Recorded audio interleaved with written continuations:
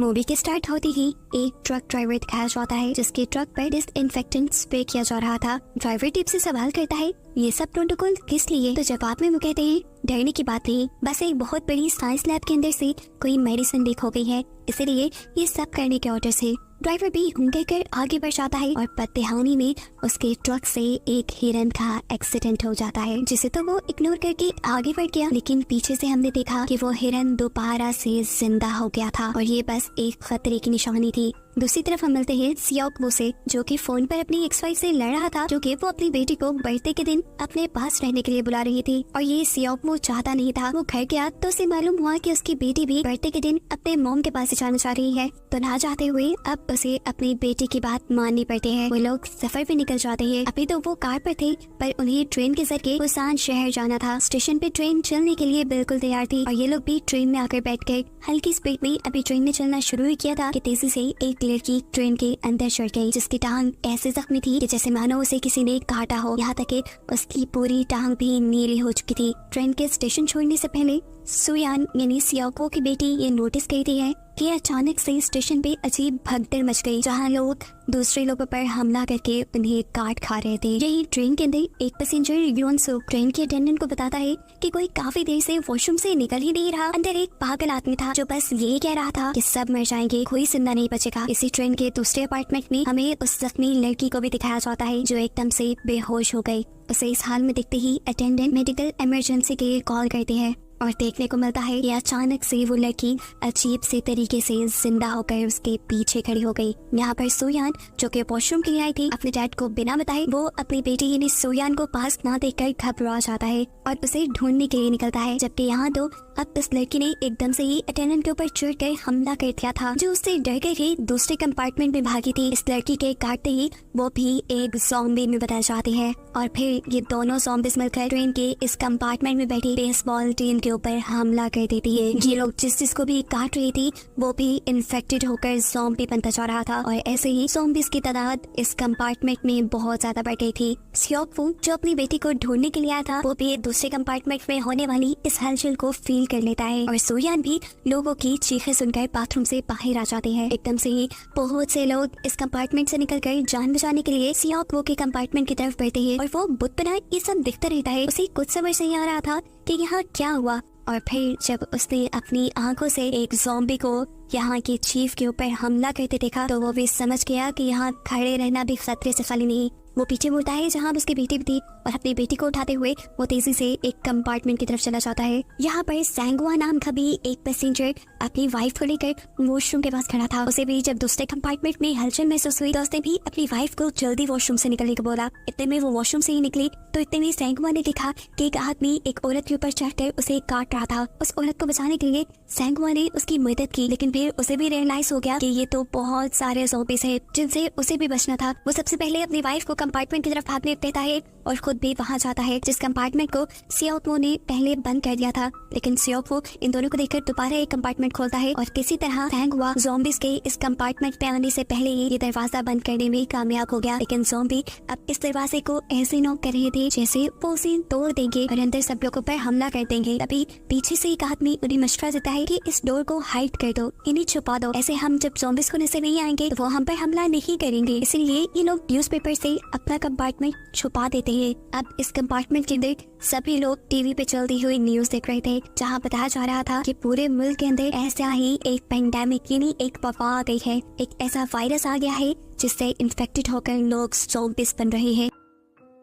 हर तरफ हलचल है और इस सारी चीज को खत्म करने के लिए गवर्नमेंट को शहर जलाने पड़ रहे हैं। अभी इन्होंने यही खबर सुनी थी कि एकदम से यहाँ इस कंपार्टमेंट में एक अनाउंसमेंट हुई जिसमें ड्राइवर ने बता रहे थे कि ये लोग अगले शहर में नहीं रुकेंगे, ट्रेन सीधा बुसान शहर की तरफ चलेगी। जोंगसू नाम का वो पैसेंजर जिसे हम पहले भी देख चुके हैं, वो यहाँ इंटरकॉम के जरिए मैनेजमेंट से कॉन्टेक्ट करता है और पूछता है कि आपकी ट्रेन में चल क्या रहा है। जवाब तो मैनेजर्स के पास भी नहीं था। वो योंगसू से कहते हैं कि हम जो भी कर रहे हैं ये ऑर्डर हमें कंट्रोल सेंटर से आया है। इतने में ही ट्रेन एक स्टेशन के पास आकर थोड़ा सा स्लो होती है और यहाँ लोग देखते हैं कि बहुत से दूसरे लोग ट्रेन की विंडोज खा के इन लोगों से हेल्प मांग रहे थे, जबकि उनके पीछे बहुत से ज़ॉम्बीज़ इंसानों पर हमला करके उन्हें भी इन्फेक्टेड कर रहे थे, उन्हें भी ज़ॉम्बी बना रहे थे और काफी लोग तो ज़ॉम्बीज़ के अटैक से मर भी रहे थे। ये सारी हालत देखकर सभी लोग अपने मोबाइल फोन्स देखते हैं, जहाँ पर बेशुमार वीडियोस ऐसी थी जिनमें ज़ॉम्बीज इंसानों के ऊपर हमला कर रहे थे। यहाँ एक गवर्नमेंट ऑफिशियल इन सब लोगों को बताता है कि इस सारे वायरस को खत्म करने के लिए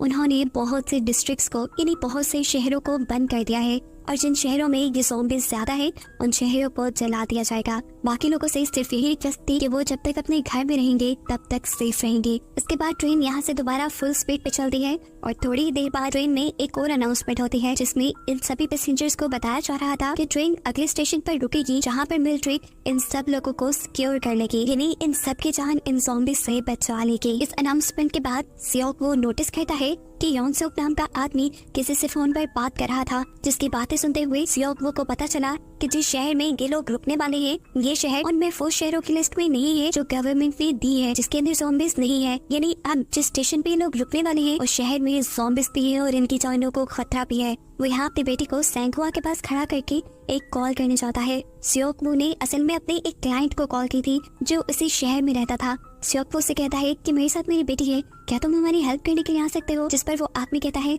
नहीं, हमें तो क्वारंटीन कर लिया गया है, लेकिन हाँ थोड़ी सी मदद अगर आप अपनी खुद करें तो फिर मैं भी आपकी मदद कर दूंगा। स्टेशन पर उतरने के बाद आप मेन गेट तक जाने के बजाय स्टेशन के दूसरे गेट से शहर की तरफ निकलना, फिर मैं आपकी मदद कर पाऊंगा। सोकबो की ये सारी बातें यहाँ उस पागल आदमी ने भी सुन ली थी। खैर अब ट्रेन भी स्टेशन तक पहुँच जाती है जहाँ पहले से ही मिलिट्री इन सब का वेट कर रही है, लेकिन जब ये लोग स्टेशन पे उतरते हैं तो देखते हैं कि यहाँ पर कोई भी नहीं था। ट्रेन का ड्राइवर और चीफ भी ट्रेन से निकल आए थे, जिनके पास भागते हुए योंगसू जाता है और बताता है कि हम यहाँ गलत उतर गए हैं, हमें यहाँ नहीं उतरना चाहिए था, ये सिटी भी बंद कर दिया गया है और अब जो खुला है वो सिर्फ बोसान शहर ही है। योंगसू ड्राइवर से रिक्वेस्ट करता है कि प्लीज इस ट्रेन से इस ज़ॉम्बी कंपार्टमेंट को उतार दो और हमें सेफली बोसान शहर ले जाओ, लेकिन ऐसा करना भी थोड़ा मुश्किल था क्योंकि सभी के सभी पैसेंजर्स स्टेशन की तरफ बढ़ गए थे। वो योंगसू से कहता है जाओ जाकर सभी के सभी पैसेंजर्स को वापस बुला कर लाओ, हम इस ज़ॉम्बी कंपार्टमेंट को तो यहाँ से नहीं उतार सकते, लेकिन हाँ ये स्टेशन है, मैं देखता हूँ हमें कोई और खाली ट्रेन मिल जाए। यहाँ स्टेशन पे सब लोग मेन गेट की तरफ से उतर रहे थे, जबकि हमने देखा कि सियोक वू अपनी बेटी को लेकर दूसरी गेट की तरफ बढ़ गया था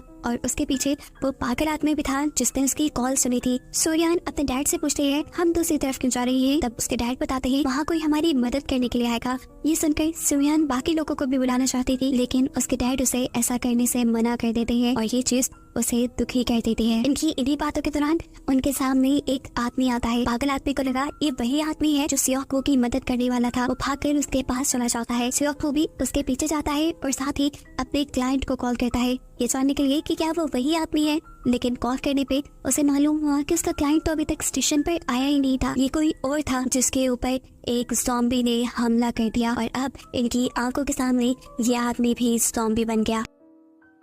दूसरी तरफ जो सब लोग मेन गेट की तरफ उतर रहे थे, मेन गेट के पास जाकर वो लोग देखते हैं कि वहाँ मौजूद सभी के सभी मिलिट्री ऑफिसर्स अब ज़ॉम्बीज़ में बदल गए थे। इन्हें देखकर वो इनके ऊपर हमला करने वाले थे, लेकिन वक्त रहते ही इन लोगों ने स्टेशन की तरफ वापस भागना शुरू कर दिया। सैंगहुआ ने अपनी ड्रैगनिक 5 को उठाकर एलिवेटर की दूसरी तरफ किया ताकि जल्दी से ये लोग ऊपर की तरफ पहुंच पाए। और यहाँ जहाँ पर सियोक वू, सोयान और वो पागल आदमी था, वहाँ पर भी बहुत सारे ज़ॉम्बीज़ आ चुके थे जिन ज़ॉम्बीज़ ने पहले बने हुए ज़ॉम्बी के ऊपर हमला कर दिया था। ये लोग उस पागल आदमी के ऊपर भी हमला करने वाले थे, लेकिन वो भी पीछे की तरफ भागने लगा। जैसे ही अब सियोक वू भी पीछे की तरफ भागने लगता है तो दूर से ही देखता है कि एक ज़ॉम्बी उसकी बेटी पे हमला करने वाला है। इससे पहले कि उसकी बेटी भी ज़ॉम्बी बन जाती, ठीक वक्त पे यहाँ एंट्री करता है सांगहुआ, जो ज़ॉम्बी को एक कोनी मारते हुए दूर करके सोयान को बचा लेता है। अब सबके साथ दोबारा एक साथ मिल जाते हैं और स्टेशन के अंदर बने हुए एक डोर के पीछे छुप जाती है। जब ये लोग भागकर वापस आ रहे थे तो सियोक वू के ऊपर एक ज़ॉम्बी हमला कर देता है और उसे यहाँ पर वो पागल आदमी बचाता है, ज़ॉम्बी के मुंह पे अपनी जैकेट डालते हुए। जिस दरवाजे के पीछे ये सब लोग गए थे, सैंगहुआ दूर से उस पागल आदमी को आता देखकर वो दरवाजा खोल देता है और तब तक खुला रखता है जब तक सियोक वू वहाँ नहीं आ गया। हालांकि इतनी देर दरवाजा खोलना उनके लिए खतरनाक साबित हो सकता था। ये लोग तेजी से अब ट्रेन की तरफ बढ़ जाते हैं, जहाँ पर सैंगहुआ की वाइफ देखती है के ऊपर खिड़कियों पे ज़ॉम्बीज़ ने बहुत जोर दिया हुआ है, कुछ ही देर में ये खिड़कियाँ टूट जाएंगी। अभी वो ये सोच रही थी कि एकदम से वो खिड़की टूट गई और बहुत से ज़ॉम्बीज़ ट्रेन पे आ गिरे, जिसमें से एक ज़ॉम्बी नीचे भी गिर गया। ये ज़ॉम्बी इनके ऊपर हमला ही कर देता, लेकिन इन लोगों ने नोटिस किया कि ज़ॉम्बी नीचे गिरने की वजह से टूट फूट गया था, इन्हें इसकी हड्डियाँ टूट गई थी, इसीलिए वो इनके ऊपर हमला नहीं कर पाया और खुशकिस्मती से ये लोग बच गए। सैंगहुआ की वाइफ यहाँ नीचे गिरी हुई पैसेंजर की मदद करती है और उसे भी ट्रेन की डोर की तरफ लेकर जाते हैं। जैसे ही ये लोग ट्रेन के अंदर चढ़ जाते हैं, ज़ॉम्बीज़ भी इनकी ट्रेन के ऊपर हमला कर देते हैं। जोंग सुक अब मैनेजर से कहता है ड्राइवर से कहो जल्दी ये ट्रेन चलाए और यहाँ से हमें बचा कर ले जाए। लेकिन बेसबॉल टीम की एक प्लेयर उनसे कहती है नहीं, आप लोग ऐसा नहीं कर सकते, क्योंकि अभी भी मेरी टीम के कुछ लोग जिंदा स्टेशन पे हैं, उनकी जान खतरे में है। लेकिन योंग सुक को किसी की परवाह नहीं थी, हालांकि बाकी सब लोग उन बचे हुए लोगों का इंतजार कर रहे थे। योंग सुक अब मैनेजर को टॉर्चर करने लग जाता है, जिसके चलते उसे ना चाहते हुए भी ड्राइवर को चलने का सिग्नल देना पड़ता है। लेकिन यहाँ स्टेशन के अंदर हमें दिखाया जाता है कि सैंग हुआ सियोकू, वो पागल आदमी और बहुत से बेसबॉल प्लेयर्स अभी भी ज़ॉम्बीज़ से बचकर भागने की कोशिश में थे। लेकिन ट्रेन के करीब पहुंचने पर दो ज़ॉम्बीज़ दो बेसबॉल प्लेयर्स के ऊपर हमला कर देते हैं और आखिरी बेसबॉल प्लेयर को सियोकू जल्दी से बचाकर चलती हुई ट्रेन के अंदर चढ़ाता है। अभी भी सैंग हुआ पीछे रह गया था। सियोकू ट्रेन में चढ़ने के लिए उसको हाथ दे रहा था, लेकिन उसके पीछे बहुत सारे ज़ॉम्बीज़ पड़े थे, कोई एक भी ट्रेन में चढ़ सकता था। इसीलिए वो भागते हुए ही नीचे जमीन पे पड़ी एक पुलिस शील्ड उठाता है और सभी ज़ॉम्बीज़ की तरफ फेंकते हुए वो ट्रेन में चढ़ जाता है। फाइनली अब ट्रेन ने स्पीड पकड़ भी ली थी। सियोकू, सैंग हुआ और वो बेसबॉल प्लेयर ये तीनों ही एक अलग कंपार्टमेंट में थे, जबकि बाकी सब दूसरे कंपार्टमेंट में। सियोकू अपनी बेटी को ढूंढना चाहता था, जबकि सैंग हुआ अपनी वाइफ को कॉल करने पर सैंग हुआ को पता चलता है कि ये सब 13 कंपार्टमेंट के टॉयलेट में फंसे हैं। अब बेसबॉल प्लेयर, जिसकी एक टीम मेंबर भी दूसरे लोगों के साथ थी, उसने भी कॉल पर अपने पार्टनर को बताया कि वो सब लोग कंपार्टमेंट 15 में है और इन सारे कंपार्टमेंट्स के दरमियान में बहुत सारे वो कंपार्टमेंट्स भी हैं जिसमें सिर्फ ज़ॉम्बी भरी है। ये सुनकर सैंग हुआ डरता नहीं, उसे अपनी वाइफ के साथ साथ सभी लोगों को बचाना था, इसीलिए वो तैयार हो जाता है। सियोकू भी उसकी मदद को तैयार था और अब बेसबॉल प्लेयर भी। ये तीनों दरवाजा खोल के सबसे पहले कंपार्टमेंट में जाती है, जहाँ ज़ॉम्बी दरवाजा खुलने की आवाज से ही अट्रैक्ट होकर इनकी तरफ बढ़ने लगे थे। लेकिन अब सैंग हुआ इनसे डरा नहीं, उसने एक एक ज़ॉम्बी की गर्दन पकड़कर उसे तोड़ना शुरू कर दिया, जबकि पीछे से बेसबॉल प्लेयर ने अपने बेसबॉल बैट से बहुत से ज़ॉम्बीज़ को मारा और सियोकू ने अपनी फाइटिंग स्किल से इस कंपार्टमेंट के सारे ज़ॉम्बीज़ से लड़ने के बाद वो अगले कंपार्टमेंट में पहुंचे, जहां पर सारे बेसबॉल प्लेयर्स थे। इनको देखकर वो दूसरा बेसबॉल प्लेयर शॉक रह गया। वो अपने दोस्तों को इस हाल में देख रहा था, वो इन्हें मार नहीं सकता था। उसे पैनिक हुआ देखकर सैंग हुआ उसे दूर करता है और खुद इन बेसबॉल प्लेयर से लड़ता है। सियोकू भी इन्हीं ज़ॉम्बीज़ में से एक का बेसबॉल बैट लेकर इन्हीं लोगों को मारता है और बहुत ही मुश्किल से ये लोग अगले कंपार्टमेंट तक पहुंचते हैं। अगले कंपार्टमेंट में जब ये लोग गए तो उस टाइम ट्रेन एक टनल से गुजर रही थी। इस अंधेरे में इन लोगों ने नोटिस किया कि ये ज़ॉम्बी अजीब बिहेव करने लगे थे। यहाँ पर सियोकू दूसरी तरफ शोर करता है और ये सारे के सारे ज़ॉम्बीज़ शोर की तरफ अट्रैक्ट होकर भागने लग जाते हैं और ऐसे इन्हें इस कंपार्टमेंट में किसी ज़ॉम्बी से नहीं लड़ना पड़ता और बड़ी आसानी से ये दो कंपार्टमेंट्स के दरमियान वाले रास्ते में आ जाती है। यहाँ आने पर अब इन लोगों ने डिसाइड किया कि ये लोग ज़ॉम्बी से ही लड़ेंगे नहीं। जैसे ही ट्रेन अब अगली टनल से गुजरेगी उस टाइम पर ये लोग कंपार्टमेंट को पार करेंगे। जैसे ही ट्रेन एक दूसरी टनल के अंदर आते हैं, ये लोग दूसरे कंपार्टमेंट के अंदर चले जाते हैं। थोड़ा आगे बढ़ने पर ये फोन पे एक साउंड लगाकर उसे दूसरी तरफ फेंक देते हैं। शोर सुनकर ज़ॉम्बीज़ उनके ऑपोजिट डायरेक्शन में भागने लग जाते हैं और ऐसे बिना लड़े इन्हें इस कंपार्टमेंट से भी भागने का मौका मिल जाता है। फाइनली अब ये लोग कंपार्टमेंट 13 के टॉयलेट तक पहुंच चुके थे। अपनी फैमिली को देखकर इन सब लोगों ने ही सुकून का सांस लिया। यहाँ पर पहुंचने के बाद बेसबॉल प्लेयर अपनी दूसरी साथी को मैसेज करता है और बताता है कि वो लोग कंपार्टमेंट 13 तक आ गए हैं, अब बस उन्हें कंपार्टमेंट 15 में जाना है। ये सुनकर वो बहुत ज्यादा एक्साइटेड हो जाती है और यहाँ इस कंपार्टमेंट में बैठे हुए सभी लोगों को बताती है कि बाकी बचे हुए लोग भी यहाँ आ रहे हैं। लेकिन ये सुनकर योंग सुक को गुस्सा आ गया। उसने कहा कि हम अपने कंपार्टमेंट का दरवाजा नहीं खोलेंगे उनके लिए, अगर कोई इनमें से इन्फेक्टेड हुआ तो हमारी तो जान खतरे में पड़ जाएगी ना। ये सुनकर उस लड़की को बहुत दुख होता है और योंग सुक की बात मानते हुए बाकी सब लोग भी इस दरवाजे को अपनी कपड़ों से सील कर देते हैं। देखने को मिलता है कि ट्रेन अब अगली टनल तक पहुंच गई थी। अगले दो कंपार्टमेंट पार करने के लिए इन्हें ज़ॉम्बी से लड़ने की जरूरत नहीं थी, क्योंकि ज़ॉम्बी से बचने की ट्रिक इन्हें आ गई थी। ये सब लोग लगेज ट्रैक के ऊपर चढ़ जाते हैं, जिसके बाद सियोकू ऑपोजिट डायरेक्शन में शोर करता है और ज़ॉम्बीज़ दूसरी तरफ निकल जाते हैं और ऐसे ये लोग बिना खतरे में आए लगेज ट्रैक से नीचे उतर गए। इन्हें अब ये लोग अगले कंपार्टमेंट में जा सकते थे, लेकिन बदकिस्मती से जहाँ वो पागल आदमी नीचे गिर गया और ट्रेन भी टनल से बाहर आ गई। ऐसे किसी भी वक्त ज़ॉम्बीज़ इन्हें देख सकते थे। सियोकू उसकी मदद के लिए इसे कंपार्टमेंट में रुकता है और उसे खामोश रहने का कहता है, लेकिन फिर दोबारा से गलती से उस पागल आदमी का पाँव एक सोडा कैन पे पड़ गया और ऐसे बहुत सारे ज़ॉम्बीज़ उनकी तरफ अट्रैक्ट हो गए। अब इनके पास कोई रास्ता नहीं था सिवाय इसके कि तेजी से यहाँ से भाग जाए। ये दोनों भागते हैं और ज़ॉम्बीज़ भी इनकी तरफ भागते हैं। दूसरी तरफ सैंगवा इनका इंतजार कर रहा था। इन दोनों के अंदर आते ही वो जल्दी से कंपार्टमेंट का दरवाजा बंद करने की कोशिश करता है, लेकिन नाकाम हो गया क्योंकि ज़ॉम्बी उस दरवाजे के दरमियान में आ गया था। यहाँ से इन लोगों को अब कंपार्टमेंट 15 में जाना था, लेकिन उसका डोर सील था। बेसबॉल प्लेयर अपनी पार्टनर को कॉल करता है ताकि वो दरवाजा खोल सके, लेकिन हम देखते हैं कि उस लड़की का मुंह बंद करके इन सब लोगों ने पकड़ा हुआ था। वो नहीं चाहते थे कि बाकी बचे हुए लोग इस कंपार्टमेंट में आए। यहाँ देखने को मिलता है कि सैंगवा के हाथ पे वो ज़ॉम्बी बाइट कर चुकी है और अब हो ना हो वो भी इन्फेक्टेड हो जाएगा। ये देखकर उसने फैसला कर लिया कि वो दूसरे कंपार्टमेंट में नहीं जाएगा। सियोफू को वो जल्दी से दूसरे कंपार्टमेंट में जाने को कहता है और साथ में ये भी कि तुम मेरी वाइफ का ख्याल रखना। मैं आगे नहीं बढ़ रहा, मैं इस लड़ाई से थक चुका हूँ, मैं बस इन ज़ॉम्बीज़ को संभालूंगा। यहाँ दूसरी तरफ वो बेसबॉल प्लेयर अपनी टीम से लड़ती है और अपने पार्टनर्स को यहाँ इस कंपार्टमेंट के अंदर लेने के लिए ट्राई करती है। ये लोग भी दरवाजा खोलने की पूरी कोशिश कर रहे थे। जैसे ही बेसबॉल प्लेयर वो दरवाजा खोल के अंदर जाने लगा तो यॉन सुक ने उसके बाजू के ऊपर ही दरवाजा बंद कर दिया। ये देखकर सियोफू को गुस्सा आया और उसने ये दरवाजा भी तोड़ दिया। ये लोग अंदर तो आ गए, लेकिन अब दूसरी तरफ से ज़ॉम्बीज़ भी उनकी तरफ बढ़ रहे थे, जिन्हें सैंगवा रोक लेता है। उसे मरता देखकर उसकी वाइफ तड़प रही थी, चीख रही थी, लेकिन सियोफू उसे खींचकर दूसरी जगह ले। कंपार्टमेंट के अंदर आते ही अब सियोफू को यॉन सुक पे बहुत ज्यादा गुस्सा था, क्योंकि वही दरवाजा नहीं खोलने दे रहा था और उसी की वजह से सैंगवा की जान गई थी। वो जाकर उसे थप्पड़ मारता है और उसके इसी एक्शन को एक इशू बनाते हुए जोंगसू सबसे कहता है, देखो ये मर रहा है, जरूर ये इन्फेक्टेड हो गया है, निकालो उसे अभी अपने कंपार्टमेंट से। ये देखते हुए सब लोग भी उसे इस कंपार्टमेंट से निकलने को कहते थे। उसके पास अब कोई रास्ता नहीं था सिवाय यहाँ से जाने का। उसे जाता देखकर उसकी बेटी कहती है, डैड मैं भी आपके साथ आऊंगी। सैंगवा की वाइफ भी उनके पीछे जाने लगती है और बेसबॉल टीम के दोनों बचे हुए प्लेयर्स भी। इन सबको जाता देखकर इन सबसे पहले वो पागल आदमी जिसकी सियोफू ने मदद की थी, वो सियोफू से पहले दूसरे कंपार्टमेंट में जाता है। इनके यहाँ से निकलने के बाद ये लोग दोबारा से अपना कंपार्टमेंट उस तरफ से सील कर लेते हैं जहाँ से ये लोग बाहर निकले थे, लेकिन अपने लोगों को ये नहीं दिखते। इसी कंपार्टमेंट में बैठी हुई एक और जैसे ही दूसरे कंपार्टमेंट में ज़ॉम्बी बनी अपनी बहन को देखती है तो वो इमोशनल होकर उठ के वो दरवाजा खोल देती है और ऐसे सारे के सारे ज़ॉम्बीज़ इन लोगों के ऊपर हमला कर देते हैं। एकदम से ये ट्रेन भी रुक गई। इन्हें पता चला कि इस ट्रैक पे आगे एक्सीडेंट हुआ था और इन्हें आगे जाने के लिए एक नई ट्रेन लेनी थी। वो तो शुक्र था कि ये एक्सीडेंट एक स्टेशन पे ही हुआ था। ट्रेन ड्राइवर ट्रेन में अनाउंसमेंट करता है कि बचे हुए लोग यहाँ पे उतर जाए ताकि एक दूसरी ट्रेन लेकर अपना आगे का सफर शुरू किया जाए। देखने को मिलता है कि कंपार्टमेंट 15 में जिसके अंदर सभी ज़ॉम्बीज़ ने हमला कर लिया था, उस कंपार्टमेंट में से यॉन सुक और मैनेजर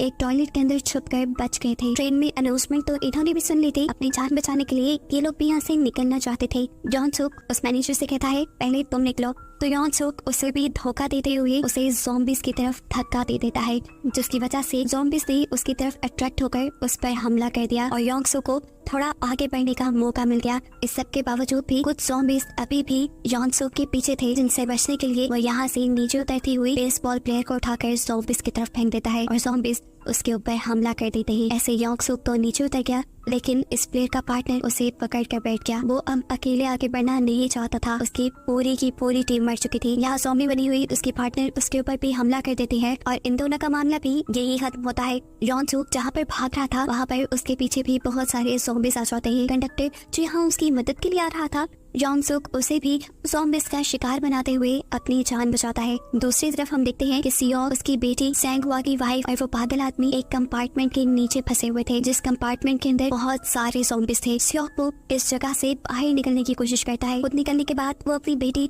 और सैंगवा की वाइफ को यहाँ से बाहर निकालता है। इससे पहले कि वो उस पागल आदमी को भी बाहर निकालने में कामयाब होता, ट्रेन की विंडोज तोड़ते हुए बहुत से ज़ॉम्बीज़ नीचे गिर जाते हैं और वो पागल आदमी इन तीनों को बचाने के लिए अपनी जान कुर्बान कर देता है। वो इन ज़ॉम्बीज़ को इन तीनों तक आने से रोकता है। सियोफू अब इन दोनों के साथ दूसरी चलती हुई ट्रेन की तरफ भाग रहा था, जो ट्रेन अभी ड्राइवर लेकर आया था, और इनके पीछे बहुत सारे ज़ॉम्बीज़ भी भाग रहे थे। एक पॉइंट ऐसा भी आता है सिर्फ ये ज़ॉम्बीज़ एक दूसरे से ही टकरा कर नीचे गिर जाते हैं, लेकिन फिर भी बहुत से ज़ॉम्बीज़ इन लोगों के पीछे थे। सियोफू मुश्किल से ही सही लेकिन अपनी बेटी और सैंगवा की वाइफ को ट्रेन के ऊपर चढ़ाने में कामयाब हो गया था। और इससे पहले कि वो खुद पूरी तरह इस ट्रेन के ऊपर चढ़ जाता, वो देखता है कि बहुत से ज़ॉम्बीज़ इस ट्रेन के साथ लटक चुके थे, जिनसे बचने के लिए वो ट्रेन से उतरकर पाँव से इन सारे के सारे ज़ॉम्बीज़ को हटाने की कोशिश करता है और कामयाब भी हो जाता है। फाइनली अब इनकी सभी ज़ॉम्बीज़ से जान छूट गई थी। ये लोग जल्दी से अब ट्रेन ड्राइवर का कैबिनेट खोलते हैं, जहाँ इन्हें देखने को मिलता है कि ड्राइवर भी अब इन्फेक्टेड हो चुका था, जो सियोफमू को देखते ही उसके ऊपर हमला कर देता है। सियोफमू इससे बचने के लिए अपने आप को एक चेन के जरिए ट्रेन के साथ बांधता है और किसी तरह इस आदमी को नीचे गिराने में कामयाब हो जाता है। लेकिन ये सब करने के बाद उसने देखा कि उसके हाथ पे ज़ॉम्बी फिर भी काट चुका था, यानी अब वो भी जल्दी इन्फेक्टेड होकर एक ज़ॉम्बी बनना चाहता था। इससे पहले कि ऐसा हो जाता, वो अपनी बेटी और सैंग हुआ की वाइफ को ट्रेन ड्राइवर के कैबिनेट के अंदर लेकर जाता है और उन्हें जरूरी चीजें बता देता है, जैसा कि इस ट्रेन में मैप कहाँ है, इन्हें कहाँ तक जाना है और ब्रेक कहाँ से लगानी है। ये सब बताने के बाद वो अपनी बेटी से कहता है, तुम इन आंटी के पास ही रहना प्लीज, ये तुम्हारा ख्याल रखेंगी जब तक तुम वो सामान अपनी मॉम के पास नहीं पहुंचाती। ये कहने के बाद वो ट्रेन से उतर गया, जबकि उसकी बेटी चिल्लाती रह गई, क्योंकि वो जानती थी